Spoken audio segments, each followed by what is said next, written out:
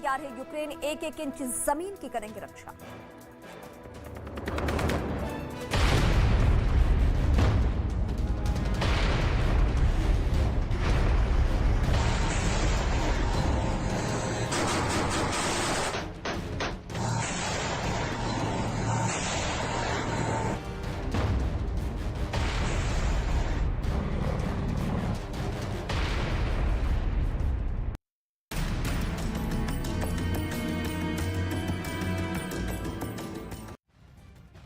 महायुद्ध से जुड़ी इस वक्त की बड़ी खबर है। यूक्रेन के शहरों पर रूस के तेज होते हमले के बीच यूक्रेन की राजधानी कीव में लगातार युद्ध का सायरन बजाकर स्थानीय लोगों को अलर्ट किया जा रहा है। साथ ही सभी से सुरक्षित जगहों पे और शेल्टर होम की तरफ जाने की अपील की गई है। आपको बता दें कि रूस ने एक बार फिर यूक्रेन की राजधानी कीव की तरफ अपने हथियारों का रुख कर दिया है।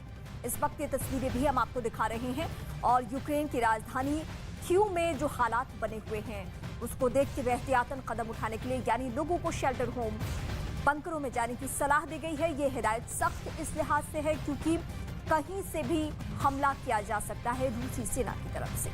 तो रूस के निशाने पर एक बार फिर से कीव आ चुका है। पिछले कई दिनों से कीव में बहुत गोलीबारी तो नहीं, रुकी नहीं थी युद्ध की स्थिति, लेकिन कम था हमला, लेकिन आज एक बार फिर से हमला करना शुरू कर दिया है रूसी सेना ने। और एक और बड़ी खबर इस वक्त मिल रही है जहां पे यूक्रेन के खार्किव में बड़ा हमला हुआ है। खार्किव इलाके में रूसी सैनिकों ने हमला बोला है और ये खार्किव की इस वक्त हम तस्वीरें दिखा रहे हैं। फायर ब्रिगेड की टीम को आप देखिए कितनी मशक्कत करनी पड़ रही है आग बुझाने के लिए और कई ऐसे लोग हैं जो कि जख्मी भी हो चुके हैं। कई फायर कर्मी जो हैं वो भी जख्मी हो जाते हैं क्योंकि जब तक वो आग बुझाए उस वक्त भी ब्लास्ट हो जाता है। ऐसी भी स्थिति हमने देखी है। ये फिलहाल खार्किव की हम तस्वीरें इस वक्त आपको दिखा रहे हैं क्योंकि आसपास से रूस के सैनिक भले ही लौट गए हों लेकिन उन्होंने मारियोपोल, डोनेट्स्क, लुहांस्क जैसे शहरों पर हमले तेज कर दिए हैं। मारियोपोल तो सबसे ज्यादा वहां पे बुरा हाल है। वहीं खार्किव की बात करें तो ताबड़तोड़ हमले हो रहे हैं। वहां के एक अधिकारी ने रूसी सेना के हमले में 5 लोगों की मौत का दावा किया है। तो पिछले 24 घंटे में रूसी सेना ने 23 बार गोलीबारी की है। और इस वक्त हम आपको ये भी अपडेट कर दें कि यूक्रेन युद्ध के बीच अब नेटो के देशों में भी युद्ध की बेचैनी दिख रही है। ब्रिटेन की ओर से दावा ये किया गया है कि पुतिन अब यूक्रेन की सप्लाई लाइन काटने के लिए नेटो के बेस पर बम गिरा सकते हैं।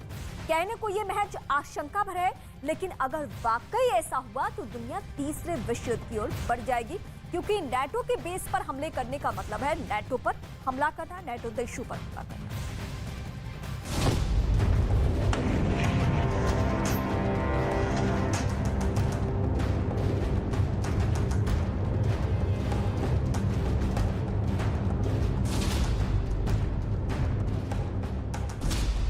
पुतिन का फाइनल प्रहार,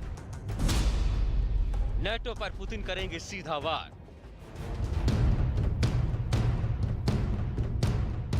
जिस नेटो को लेकर यह महाजंग शुरू हुई थी, जिस नेटो की चाहत ने यूक्रेन को बर्बादी की कगार पर लाकर खड़ा कर दिया, अब उसी नेटो के खिलाफ युद्ध शुरू करने की तैयारी हो चुकी है।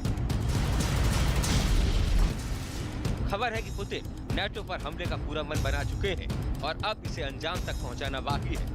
यानी नेटो की वजह से यूक्रेन में शुरू हुआ युद्ध अब नेटो पर ही आकर खत्म होने वाला है। ब्रिटेन के पूर्व राष्ट्रीय सुरक्षा सलाहकार यानी NSA ने कहा है पुतिन लगातार बेसब्र हो रहे हैं और वो चाहते हैं कि यूक्रेन की ओर हथियारों की जो आमद हो रही है उसे खत्म कर दिया जाए। इसके लिए पुतिन नेटो के बेस पर हमला कर सकते हैं ताकि यूक्रेन की ओर बढ़ रहे हथियारों की सप्लाई रोकी जाए। पुतिन ने अगर वाकई नेटो पर हमले का प्लान बनाया है तो वो इसके अंजाम से भी वाकिफ होंगे क्योंकि नेटो के किसी भी देश या फिर किसी भी मिलिट्री बेस पर हमले का सीधा मतलब है विश्व युद्ध।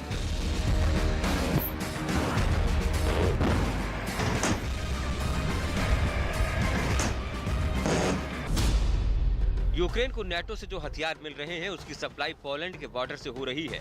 नेटो से आने वाले हथियारों का बेस पोलैंड में ही बनाया गया है। पोलैंड खुद एक नेटो का सदस्य देश है और अगर यूक्रेन को मिल रहे हथियारों की सप्लाई रोकने के लिए पुतिन ने पोलैंड पर हमला कर दिया तो ये सिर्फ पोलैंड पर नहीं बल्कि पूरे नेटो पर हमला माना जाएगा। और ऐसी स्थिति में अमेरिका, ब्रिटेन, फ्रांस और जर्मनी जैसे ताकतवर नेटो देश एक साथ मिलकर रूस पर हमला कर देंगे। तो क्या इस खतरे के बावजूद पुतिन पोलैंड पर अटैक का रिस्क उठाएंगे? ये सबसे बुरी स्थिति होगी अगर पुतिन ने नाटो के बेस पर हमला किया, जहां पर यूक्रेन के लिए हथियारों का बेड़ा तैयार हो रहा है। अगर ये हमला हुआ तो नाटो के देश युद्ध में उतरने के लिए धर्म संकट में पड़ जाएंगे। सवाल फिर वही कि क्या पुतिन यूक्रेन की जंग जीतने के लिए एक और जंग छेड़ने का जोखिम उठाएंगे? पुतिन को लगता है कि अगर नाटो ने यूक्रेन का साथ ना दिया होता तो ये युद्ध हफ्ते भर के भीतर निपट जाता। पुतिन काला सागर में अपने युद्ध पोत मॉस्को की तबाही से भी बेहद नाराज बताए जा रहे हैं। पुतिन को लगता है कि नाटो से जो हथियार यूक्रेन को मिल रहे हैं, उसी के दम पर वो इतने दिनों से रूस के आगे टिक कर खड़ा है। यानी नाटो से मिले हथियारों से जेलेंस्की की सेना को हर रोज जंग में ऑक्सीजन मिल रही है, जिसके दम पर जेलेंस्की की सेना रूस पर पलटवार भी कर रही है और उसे तगड़ा नुकसान भी पहुंचा रही है। और शायद यही वजह है कि पुतिन अब नाटो के बेस पर हमले का मन बना चुके हैं। पुतिन को अच्छी तरह पता है कि अगर वो यूक्रेन की जंग को समेट नहीं पा रहे हैं तो उसके पीछे की सबसे बड़ी वजह नाटो ही है। चाहे नाटो से मिलने वाले हथियार हो या फिर युद्ध की रणनीति, यूक्रेन को नाटो से हर मदद मिल रही है। यही नहीं, नाटो के देश भी युद्ध की आशंका को लेकर पहले से ही तैयारी कर रहे हैं, क्योंकि उन्हें पता है कि एक न एक दिन वो जरूर पुतिन के निशाने पर आए।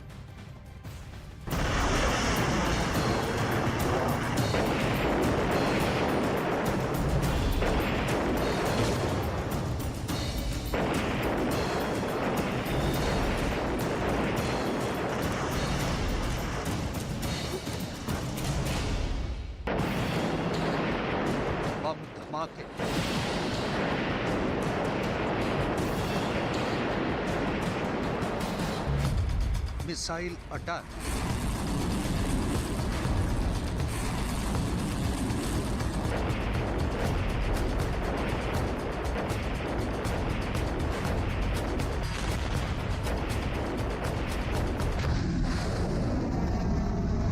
टैंक वॉर,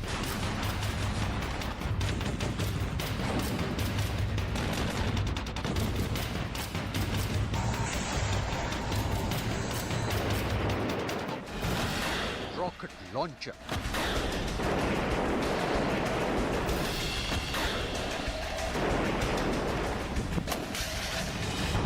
जलती हुई इमारतें,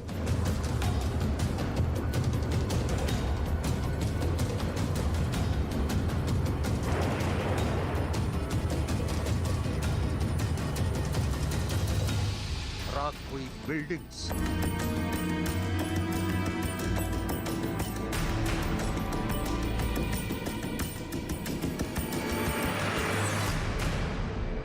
खंडर हुए शहर,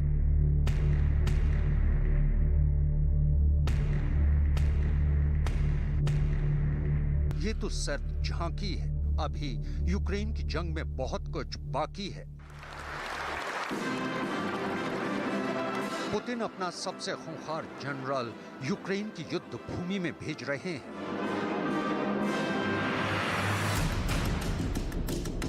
ऐसा खूंखार जनरल जो सीरिया में अपनी क्रूरता और बेरहमी के लिए पूरी दुनिया में प्रसिद्ध है।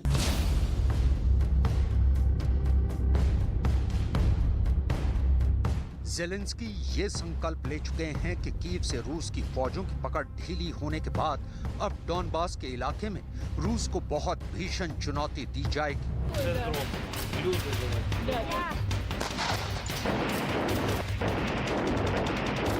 पुतिन के लिए ये आन बान शान की लड़ाई।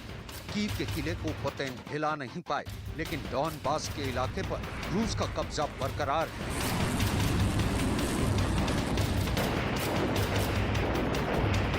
अगर डॉनबास में भी जेलेंस्की की आर्मी ने लीड ले ली तो पुतिन की सारी शान धूल में मिल जाएगी।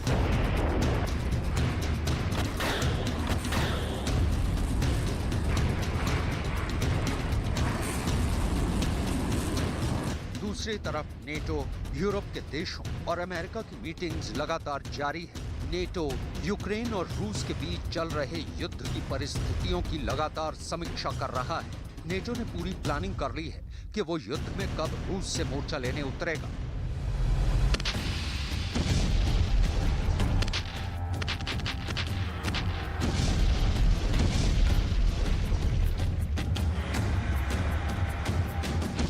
यानी यूक्रेन में अब तक आपने जो देखा वो तो सिर्फ ट्रेलर था। जंग की असली फिल्म अभी रिलीज होने वाली है।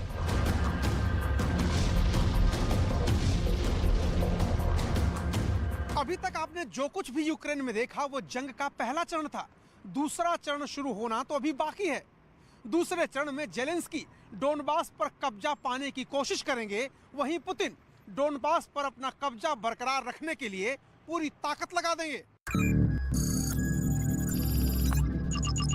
ये यूक्रेन का नक्शा है। इस नक्शे में ये डोनबास रीजन है। डोनबास रीजन में लुहांस्क और डोनेत्स्क दो अहम इलाके हैं। रूस ने इन दोनों इलाकों को स्वतंत्र घोषित कर दिया है। इसी पूरे इलाके में अब जबरदस्त युद्ध छिड़ने जा रहा है।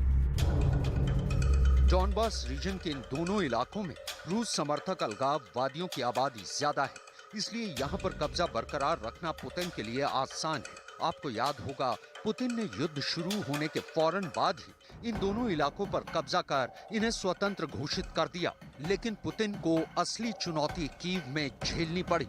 अब पुतिन कीव का किला हिला नहीं सके, इसलिए जेलेंस्की ने अब कीव की सुरक्षा सफलतापूर्वक करने के बाद डोनबास की तरफ अपने लड़ाकों को कूच करने का आदेश दिया है।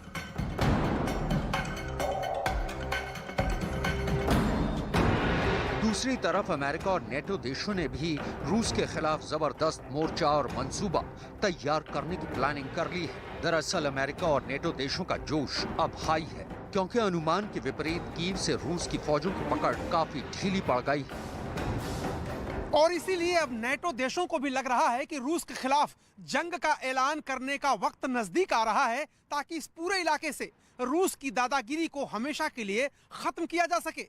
इसीलिए नेटो के देश लगातार एक दूसरे से विचार विमर्श कर रहे हैं, चर्चा कर रहे हैं, बैठकें कर रहे हैं, ताकि रूस के खिलाफ किन परिस्थितियों में कौन सा विकल्प आजमाया जाए। पिछले सप्ताह ब्रसल्स में नेटो के मंत्रियों की बैठक हुई थी, जिसमें चर्चा की गई थी कि वो कौन सी 3 परिस्थितियां हो सकती हैं जब नेटो और रूस के खिलाफ युद्ध छिड़ सकता है। नेटो की बैठक में चर्चा हुई कि अगर ओदेसा के पास काला सागर में यूक्रेन की सेना नेटो के द्वारा सप्लाई हुए किसी मिसाइल से रूसी युद्धपोत पर हमला करती है और रूस के नौसैनिक मारे जाते हैं, तो पुतिन नेटो देशों पर हमला कर सकते हैं। नेटो और रूस के बीच युद्ध की दूसरी परिस्थिति ये है कि अगर नेटो देश पोलैंड और स्लोवाकिया से यूक्रेन को सप्लाई हो रहे हथियारों पर मिसाइल हमला कर देता है, तब नेटो के संविधान के आर्टिकल 5 का उल्लंघन हो जाएगा और नेटो देशों को पोलैंड और स्लोवाकिया की सुरक्षा के लिए रूस पर एक्शन लेना पड़ेगा। नेटो और रूस के बीच की युद्ध की तीसरी परिस्थिति ये बन सकती है कि अगर डोनबास में भयंकर लड़ाई के दौरान किसी केमिकल फैक्ट्री में विस्फोट हो, जिसकी वजह से जहरीली रासायनिक गैसें निकलें, तब रूस पर हमला करने के लिए नेटो को मजबूर होना पड़ेगा।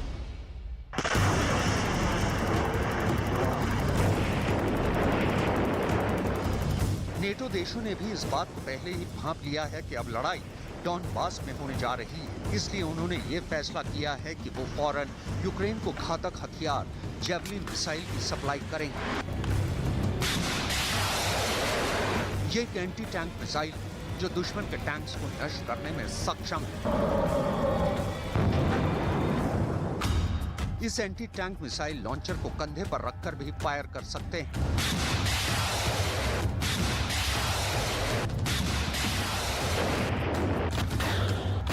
ये अमेरिका की सेना का बहुत आजमाया हुआ हथियार है, जिसने यूक्रेन में भी रूस को भारी नुकसान पहुंचाया। नेटो देश डोनबास में रूस के खिलाफ यूक्रेन को next generation light anti tank weapon भी देने जा रहे हैं। यह अत्याधुनिक मिसाइल किस तरह काम करती है, इन 5 तस्वीरों से समझिए।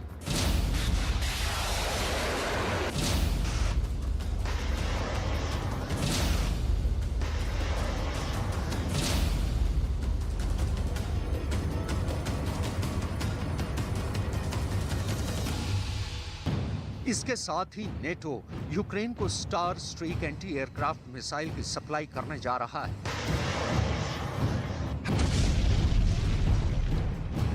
ये एक ऐसी मिसाइल है जो इस्तेमाल करने में बेहद आसान है और इसका निशाना बहुत जबरदस्त होता है।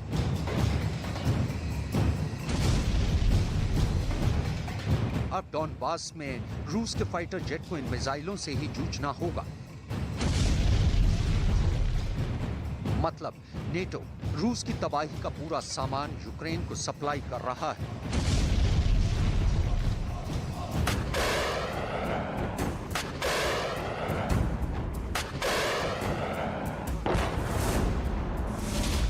अब तक नेटो के 30 देशों ने यूक्रेन को सैन्य मदद दी है।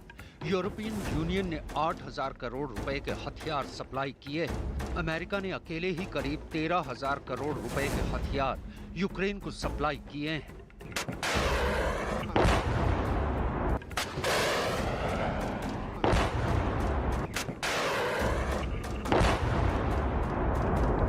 करीब 20,000 करोड़ के इन्हीं हथियारों के दम पर जेलेंस्की रूस को जबरदस्त टक्कर दे रहे हैं।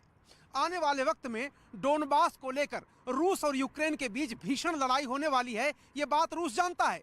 इसीलिए पुतिन ने अपने सबसे काबिल और क्रूर जनरल को डोनबास के इलाके की तरफ रवाना कर दिया है। जनरल अलेक्सांद्र डोवर्निकोव, ये चेहरा देख लीजिए। पुतिन के इस सबसे जबरदस्त जनरल को पहचान लीजिए। अब आगे कई हफ्तों तक आपको यही नाम हर जगह सुनाई पड़ने वाला है। सबसे पहले ये हेडलाइन पढ़िए। ये अंतर्राष्ट्रीय अखबार ने लिखा है, Putin calls in the butcher of Syria.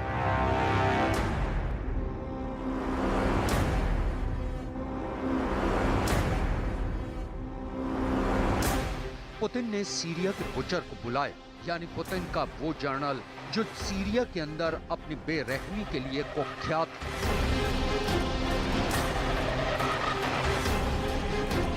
Putin को अपने इस जनरल पर बहुत भरोसा है।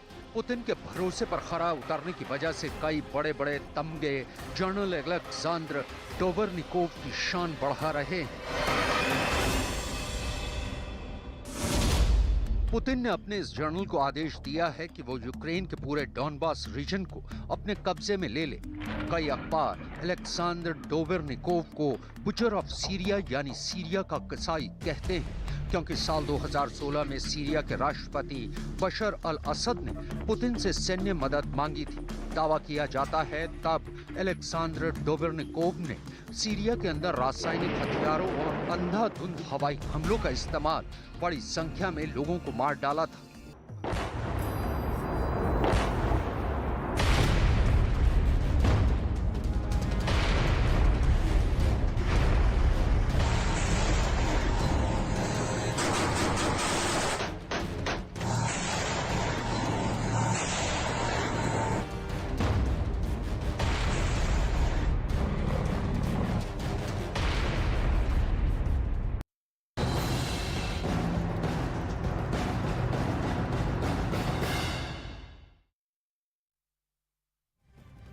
रूसी सैनिकों के हमले में यूक्रेन के कई शहर मलबे में तब्दील हो चुके हैं। युद्ध के बीच लाखों लोग शहर से पलायन कर चुके हैं, लेकिन इस जंग में रूस को भी काफी नुकसान उठाना पड़ा है।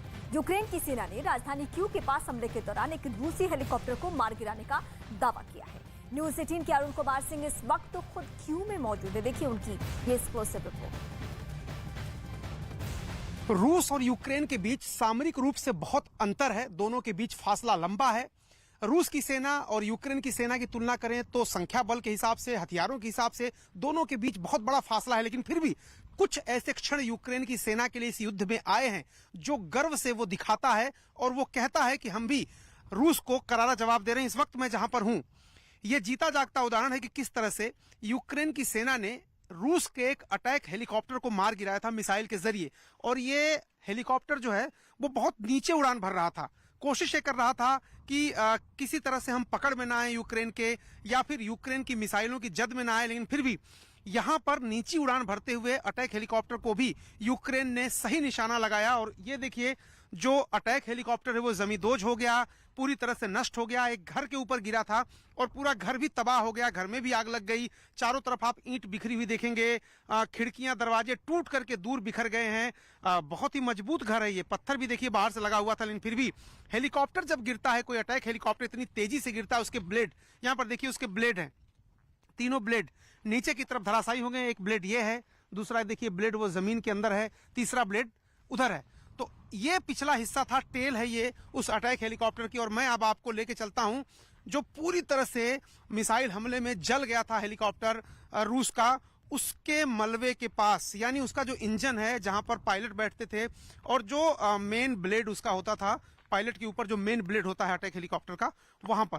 वो तो आपने टेल देखा, ये है असली जगह जहां पर उसका असली जहां पे पायलट बैठता था, जो महत्वपूर्ण हिस्सा है वो यहाँ पर गिरा है। और इसके इंजन में भी आग लग गई थी पूरी तरह से, इंजन भी बर्बाद हो गया है, नष्ट हो गया है। इसके भी ब्लेड देखिए यहाँ पर, एक ब्लेड ये है, एक ये ब्लेड है, और ये तीसरा ब्लेड तो पूरी तरह से जल के खाक हो गया। इसमें आग लग गई थी बड़ी जबरदस्त, तो ये ब्लेड जल के खाक हो गया है। और ये इंजन है, ये देखिए यहाँ पर पूरा बिखरा पड़ा है जो अटैक हेलीकॉप्टर था उसका मलबा। और ये ऐसा पल था, ये ऐसी जगह है जिसको यूक्रेन की आर्मी बार बार दिखाना चाहती है और ये बताना चाहती है कि किस तरह से उसकी सेना ने भी रूस को भारी नुकसान पहुंचाया है, और रूस के एयरक्राफ्ट को मार गिराया है, रूस के अटैक हेलीकॉप्टर्स को मार गिराया है। तो ये जो जगह है वो यूक्रेन की सेना के लिए फख्र करने और जीत का जश्न मनाने, बेशक कुछ ही इलाकों में ऐसा कर पाए वो, लेकिन फिर भी उसके लिए ये मुफीद जगह है। और इसलिए ये अटैक हेलीकॉप्टर अब भी यहीं पे पड़ा हुआ है। हालांकि स्पेशल इन्वेस्टिगेशन टीम के लोग यहाँ पर आए थे और यहाँ का अन्वेषण करने के बाद वो जा चुके हैं, लेकिन मलबा अभी भी जो रूस का अटैक हेलीकॉप्टर है वो पड़ा हुआ है। और ये गवाही देता है कि यूक्रेन भी काफी हद तक रूस के साथ सीधी लड़ाई में मोर्चा खोले हुए है और घुटने टेकने को तैयार नहीं है। रूस यूक्रेन के बीच जंग अब 54वें दिन में पहुंच चुका है, लेकिन युद्ध रुकने का नाम नहीं ले रहा है। अब वो कौन कौन से इलाके हैं जहां सबसे ज्यादा चुनौती है, सीधे हम आपको वॉल मैप के जरिए दिखाते हैं। और इस वक्त मैप के जरिए हम आपको ये दिखाएंगे कि क्या हालात बने हुए हैं और किन किन इलाकों में सबसे ज्यादा खतरनाक। ये यूक्रेन का मैप जो बीते 54 दिनों में हमने कई दफा आपको ये तस्वीरें दिखाई है, लेकिन वो इलाके कौन कौन से हैं, ये मैकोलाइव की तस्वीरें हम आपको दिखा रहे हैं। खेरसॉन जो इलाका है, इन दोनों ही जगहों पे बहुत बड़ी चुनौती है, बहुत परेशानी है। यहाँ पे स्थिति खराब होती जा रही है। खार्किव जो है, ये खार्किव जो अब से कुछ ही देर पहले हमने आपको तस्वीर दिखाई, इस खार्किव की नौबत ये है, यहाँ की चुनौती ये है कि यहाँ परेशानी इतनी बड़ी हुई है, कुछ भी नहीं बचा है, सब कुछ खाक हो चुका है। इसके अलावा डोनेत्स्क में भी वही चुनौती। मारियोपोल की जो स्थिति है वो हम आपको बता रहे हैं। मारियोपोल को चारों तरफ से सेना ने घेर लिया है और रूसी सेना इसको हर हाल में कंट्रोल करना चाहती है, काबू करना चाहती है। लुहांस्क और मेरिटोपोल, लुहांस्क तो वो इलाका है जो सबसे पहले रूसी सेना ने इसको कंट्रोल किया था, अपने कब्जे में लिया था। तो ये फिलहाल जो हम मैप दिखा रहे हैं कि कहां कहां सबसे ज्यादा जंग की सूरत है, ये यूक्रेन का मैप। और यूक्रेन में जो सबसे ज्यादा हम हाईलाइट करके जो इलाके आपको दिखा रहे हैं, यहीं पे सबसे ज्यादा परेशानी है। और इस वक्त की बड़ी खबर हम अपने दर्शकों को अपडेट कर दें। ये बड़ी खबर है इस वक्त युद्ध से जुड़ी हुई, महायुद्ध से जुड़ी हुई। यूक्रेन के मारियोपोल पर रूस के हमले ताबड़तोड़, और अज़ोवस्टल प्लांट पर रूस का हमला हुआ है। लगातार ये युद्ध जारी है। धमाके का एक नया वीडियो जारी किया गया जिसमें मारियोपोल के अज़ोवस्टल प्लांट में विस्फोट होता दिख रहा है। दावा यह किया है कि विस्फोट की ये तस्वीरें होवित्जर तोप से हमले के बाद की है।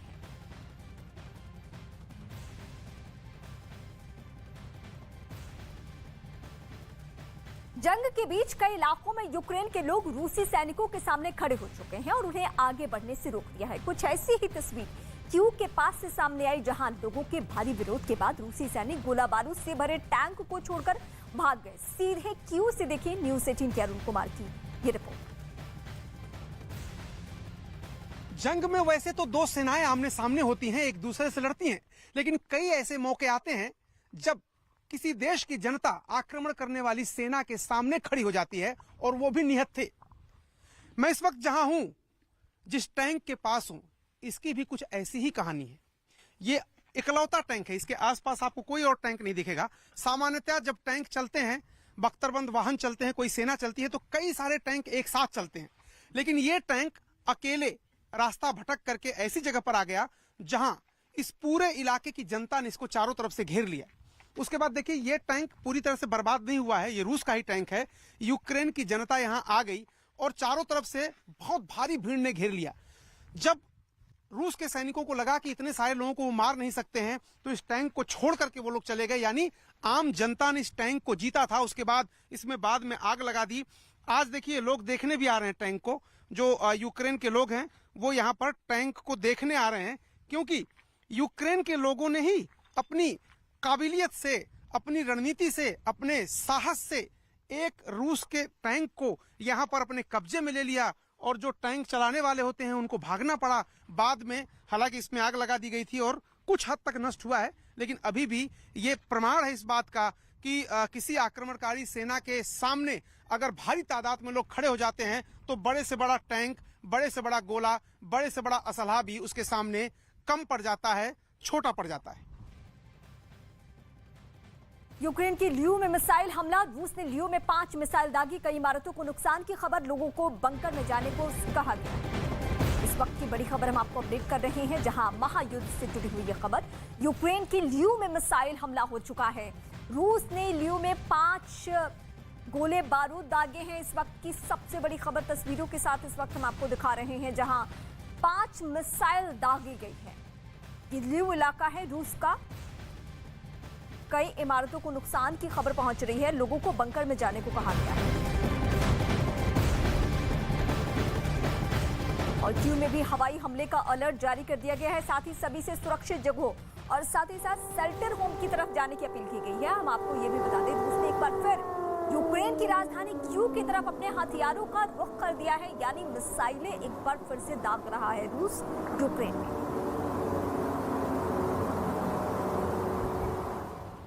यूक्रेन की राजधानी कीव के आसपास से भले ही रूसी सैनिक लौट गए हों, लेकिन खतरा अभी टला नहीं। बताया जा रहा है कि रूस की सेना कभी भी कीव पर फिर हमला कर सकती है। यही वजह है कि कीव के ऐतिहासिक धरोहरों को ढका जा रहा है, ताकि रूसी हमले में उन्हें बचाया जा सके। कीव में मौजूद न्यूज़ 18 के अरुण कुमार सिंह की रिपोर्ट। यूक्रेन की राजधानी कीव पर खतरा टला नहीं है। हवाई हमला हो सकता है।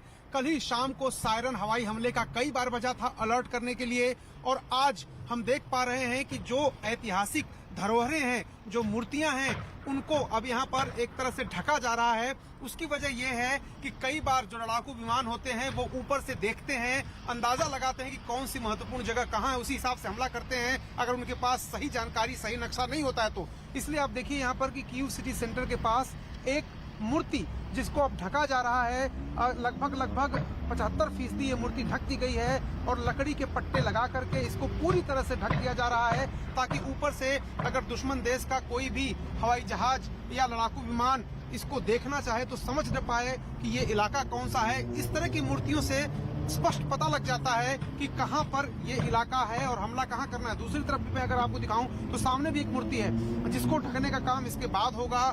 तो ये कीव है, राजधानी है, फिर भी यहाँ पर अलर्ट है। हवाई हमले का अलर्ट अक्सर आता है, और लगातार पुतिन ये धमकी भी देते रहे हैं कि कीव उनकी पहुंच से दूर नहीं है और वो हमला कीव पर भी कर सकते हैं, हवाई हमले किए जा सकते हैं। तो अपनी राजधानी को बचाने के लिए न सिर्फ जो सेना के जवान हैं उन्होंने चारों तरफ मोर्चे लगाए हैं, यहाँ पर इस तरह के मोर्चे हैं, यूक्रेन के झंडे हैं, बल्कि जो ऐतिहासिक धरोहर है या मूर्तियां हैं जिससे अंदाजा लगाया जा सकता है कि कीव का कौन सा हिस्सा कहां है, और ऊपर से देख करके युद्धक विमान हमला कर सकते हैं, उनको भी ढकने का काम अब तेजी से किया जा रहा है।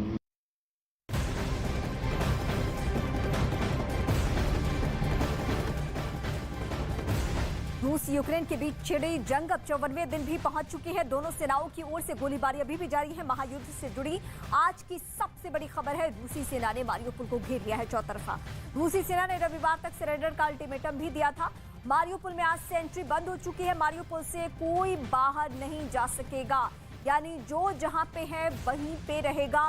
मारियोपोल से कोई बाहर नहीं जा सकता है। रूसी सेना ने चूंकि चारों तरफ से घेर लिया है। रूसी हमले के बीच कीव में लोगों ने कई जगहों पर पोस्टर लगाकर तुरंत युद्ध बंद करने की अपील की है। साथ ही जनता ने पोस्टर के जरिए यह भी कहा है कि यूक्रेन कभी भी पुतिन के सामने घुटने नहीं टेकेगा। कीव में मौजूद न्यूज़ 18 के अरुण कुमार सिंह की रिपोर्ट आप देखिए।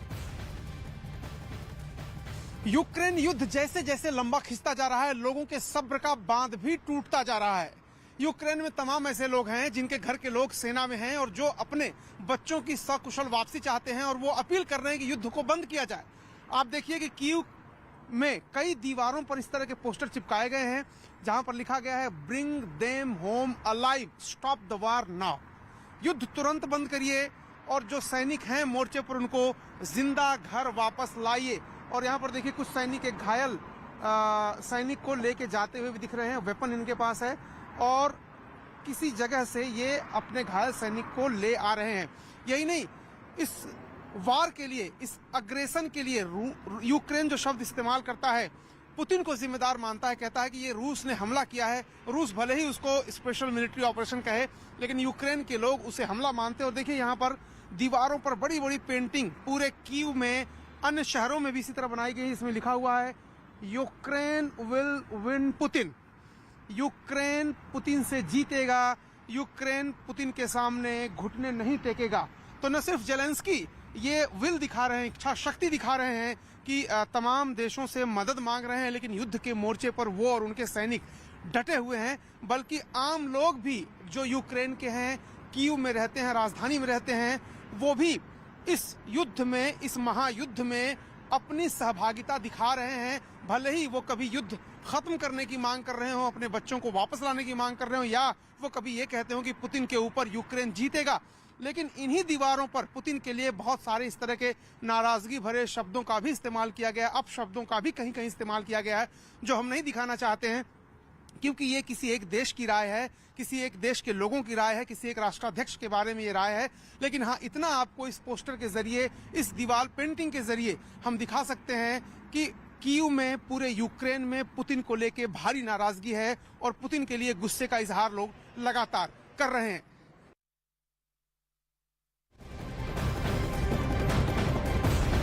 महायुद्ध से जुड़ी इस वक्त की बहुत बड़ी खबर मिल रही है। रूस को बड़ा झटका लगा है। बुल्गारिया, बेल्जियम, एस्टोनिया ने रूसी जहाजों पर पूरी तरीके से बैन लगा दिया है। रूसी जहाजों को लेकर ये 3 देश सामने आ चुके हैं जिनका स्टैंड सीधा क्लियर है। बुल्गारिया ने कहा है कि हम रूसी जहाजों को नहीं परमिशन देंगे, बैन कर दिया है।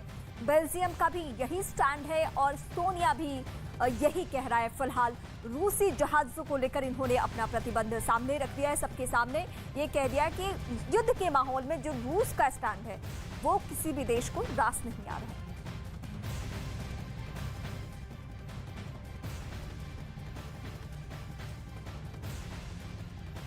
रूस पर प्रतिबंधों का शिकंजा और भी मजबूत होता जा रहा है। अब रूस से सड़क परिवहन वाहनों की यूरोपीय संघ में आवाजाही प्रतिबंधित कर दी गई है।